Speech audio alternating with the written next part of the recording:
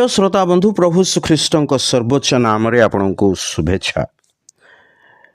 जौनक लिखित प्रथम पत्रर 4 अध्याय 10 पदरे आमपरी पाठ करूँ आम्भे मैंने जे ईश्वर को प्रेम कलु ताहा नुहे मात्र से आम्भ मान प्रेम कले पुणी आपणा पुत्र को आम पापर प्रायश्चित स्वरूप कर पठाइले एथिरे तो प्रेम प्रकाश पाए।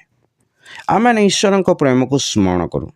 एठारे जौन निश्चय तार सहित ईश्वर प्रेमर साक्ष्य प्रदान करती।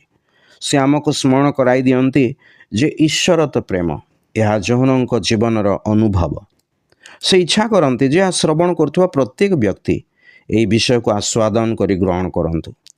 जौन प्रभु श्रीख्रीष्ट सहित बसवास करी क्रूसरे से आपना को बलिदान करने स्वचक्षुरे दर्शन कर एवं ये समस्त विषय को आधार करी से प्रत्येक अवगति निमंते तथा एथारे विश्वास करी मन परिवर्तन करने निमंते यही साक्ष्य प्रदान करती जे ईश्वर प्रेम एवं से आहरी कहती आमको जीवन देवा निमंते ईश्वर आपण अद्वितीय पुत्र प्रभु श्रीख्रीष्ट को प्रेरण कले।